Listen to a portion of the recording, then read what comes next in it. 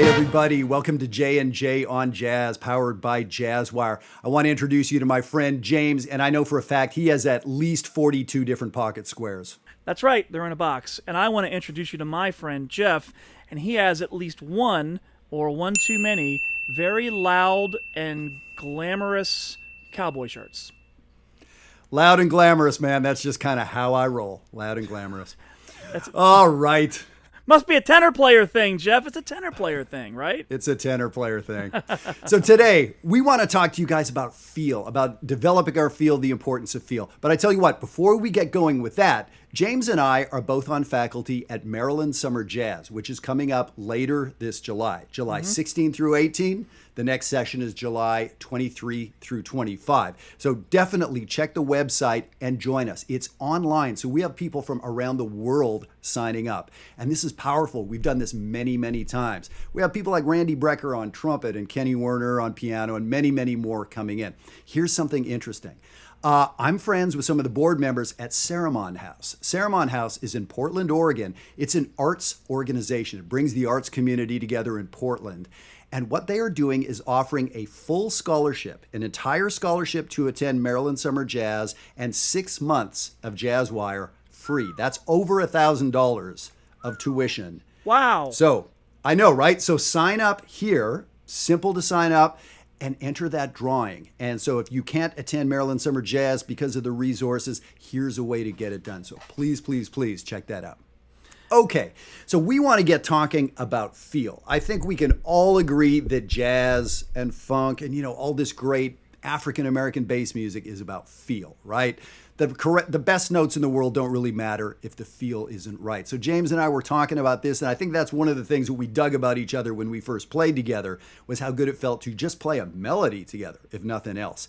So James, how do you think about feel or developing feel, or do you have sort of a framework for thinking about that? Yeah, this is something I really am passionate about, and I try to work on this a lot.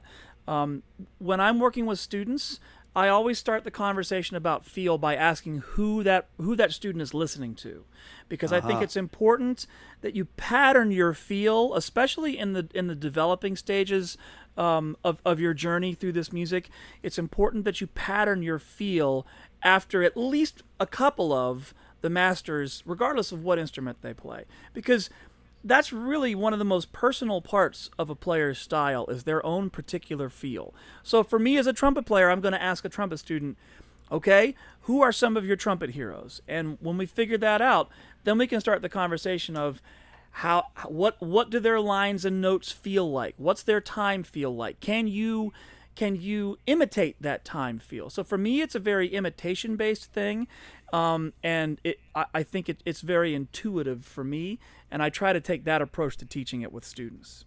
Man, that is a great, it's so simple, but I hadn't really, gone there. That's not what I was thinking of today. That idea of literally having somebody to pattern after. And it's great that we have these different approaches. That makes so much sense. And of course, we've all done that, but to do it consciously, that is very cool. Yeah. Well, okay, so I'll offer you another idea. We can go back and forth here. I think feel has something to do with familiarity. Okay. If you are not familiar with the music you're playing, it's probably not going to feel great, especially as a novice or an intermediate player. If you're worried about the fingerings or where your position is on the fretboard, or if you're voicing that note just right, it's kind of hard to have much bandwidth left over to think about the feel, right? Now, as a pro player who's put in 50,000 hours on the instrument, as probably both of us have, we can be sight reading some ridiculously hard music and have a little processor power left over for the feel.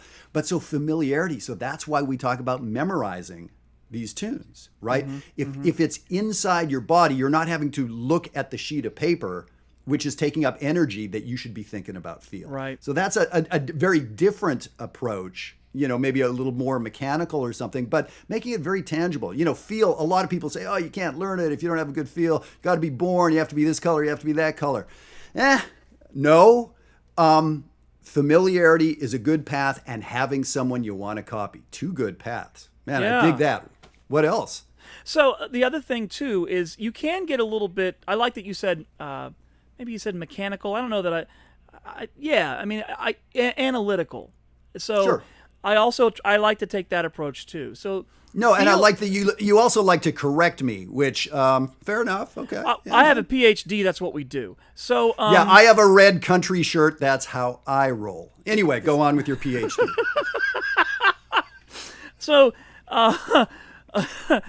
feel is definitely connected to tempo in a lot of ways too, right? And so yeah. that's that analytical part of it, which is when do your let's get down to brass tacks. When do your eighth notes need to be based in that real swing eighth note triplet feel, almost 12/8, and when does it need to straighten itself out, right? So I think it's important for players to sort of know where their tendencies are, right? And this may be a little bit more of an intermediate thing, but it's once you've developed a good feel at a medium tempo and at faster tempos, do some self-examination. Where do I stop playing? Where is the line between this? And I'll use the tune Billy's Bounce as an example for this. So where's the line between a more triplet-based feel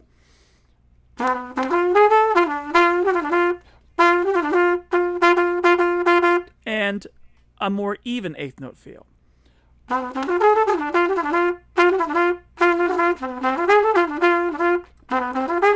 Where's that line tempo-wise? I want to know. So you can get analytical with it as well. I love that. And so to be clear right there, as you played slower, there was more of that triplet lilt, or whatever the right word is, in there. As you played faster, the eighth notes were straighter. And so we're really talking about analytically the mechanics of feel. It is something we can measure to a point, right? But feel also has the word, it really brings up emotion as well, right? So there is that thing in there, but there's so much, just emoting through your instrument. That's probably not going to do it. So I love these approaches. One thing I know probably both of us are going to bring up at some point is articulation, right? Like to me, when I'm talking to a big band about how to get everybody swinging together, the conversation is about articulation. How do we enunciate those notes, right? What makes a South African accent different than an English accent, different than an Australian accent? To a little kid, they may think those three are the same, but they're a little different, right? And it really has to do with enunciation of the words. Long syllables, short syllables, those sorts of things. Rounder syllables, harder syllables. That's articulation. That's what we do, right? So if we think about that tune, Billy's Bounce, well, one thing feel-wise, and on Jazzwire, just today, I was talking to some people about playing more legato. And so I kind of hate to do this on the internet, is sound crappy, like on purpose, but here we go. Because I'm getting paid, it's a lot. I don't want to really say thousands for doing this episode. Are you getting thousands for this one? Yeah, well, I'm paying you, and so I'm watching what's leaving my bank account every week, and I'm like, man, this guy Antoniuk is really raking it in. So you should expose yourself a little bit right now, and let them hear what you really can sound like on your worst day. What I really can sound like. Yeah, do it. Well, so I'm gonna do the good version, the legato version.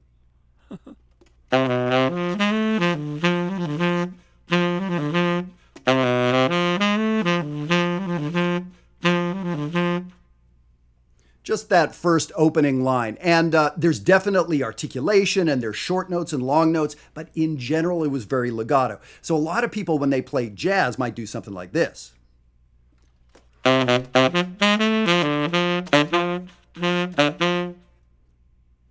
Lots of short notes and ricky-ticky, dot, dot, dot, dot, dot, dot, dot, those sort of things. And the biggest thing, so essentially my advice to somebody, simple as it was do not tongue anything. Play that melody again, play Don Elite, don't tongue a note. It sounded so much better. Now, is that the final goal, don't tongue a note? No, that's not how we play it. But did that person get 300% better in half an hour? Absolutely. So it's a big study. We're not going to get into it here today, but articulation to me is like the final frontier of like how to get this stuff done in a real tangible back and forth kind of way. Yeah, and related to feel also, in addition to articulation, is also accents, right? And where you're placing the accents in your lines, which notes are you emphasizing, which notes are you de-emphasizing? So when you're de-emphasizing a note, sometimes people call that a ghost note. For trumpet Yep. players, sometimes we say we ghost tongue a note. And being able to, again, I go back to listening to the players and imitating your heroes. For trumpet players and for anybody for that matter, the two masters that come to mind of the ghost note are Clifford Brown and Clark Terry.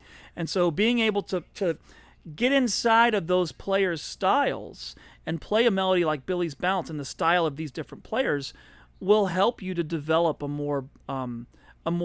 wider palette of options when it comes to feel. So if I were to ghost some notes in Billy's Bounce, maybe try to make it kind of Clifford Brown-esque, it might kind of sound like this.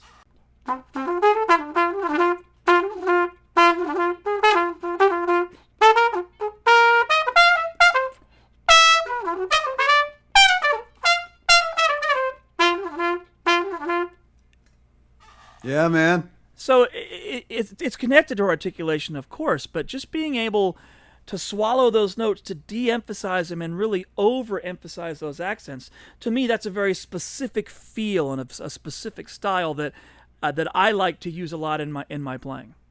I love that. And now, so you had a style. You said this is going to be in the style of Clifford, and I totally got that. And then my point about familiarity. You know this song inside out, and you're super familiar with Clifford, right? And you've worked on those little moments. You've slowed those down. You're not just blasting them off for the first time. So, yeah, that's a really big deal. And by the way, so I mentioned working with somebody this week. This is all inside Jazzwire. So I'd love for you guys to sign up, do this free limited trial. Come into Jazzwire, see what we're doing. It's free for a week, no credit card, no nothing. 20 seconds from now, you can be looking around inside Jazzwire and doing this work. Like, imagine a conversation like this with me 7 days a week, 24/7, right? That's the sort of thing we do at Jazzwire. So for you folks out there wanting to work on feel, it requires a lot of back and forth. It requires some feedback. So this is going to be a good way to do it. So man, I love that. And I think we can kind of leave it there. I mean, on that great playing and how people heard what you were doing there and how you were linking it to somebody. Now, it could be Clifford Brown, it could be Dave Sanborn. It doesn't really matter the style, right? But feel is feel. It's going to be different from person to person. And now I think people have a little bit of a framework knowing how to approach it, right? Knowing your instrument so much better. You're talking about ghosting notes. That took me months and months to learn when I was in my 20s. That didn't just happen because I heard it and someone said, hey, ghost that note. No, that's a mechanical device I had to learn, right? So that's great. So I hope this gives people a tangible path forward. In these videos, we want to have some fun, present some good information.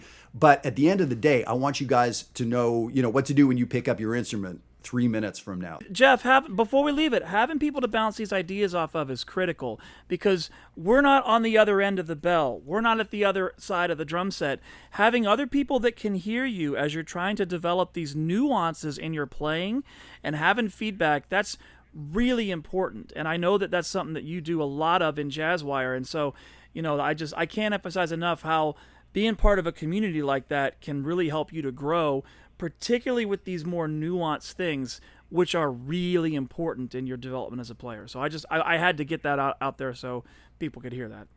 That's it. Every great actor that you hear doing an accent has a dialect coach. They do. That's why they're on the big screen, super famous like you and me, James, is because they study their craft, right? So studying the craft, right? You so you should hear my Swedish accent. It is amazing. Is it a little bit like the Swedish chef from the Muppet Show? I'm gonna guess. Maybe. All right, maybe. I've had some good teachers. So yeah, absolutely. More of that next time. All right. Well, I really want you guys to enter the Saramon House giveaway for free tuition to a session of Maryland Summer Jazz and 6 months of Jazzwire. This is the biggest giveaway we've ever done in 4 years. So over $1,000 worth right there. So go there, sign up, and I hope I'll be seeing you at Maryland Summer Jazz. James, thanks, man. We will see these nice people next time. All right, everybody, be cool. See ya.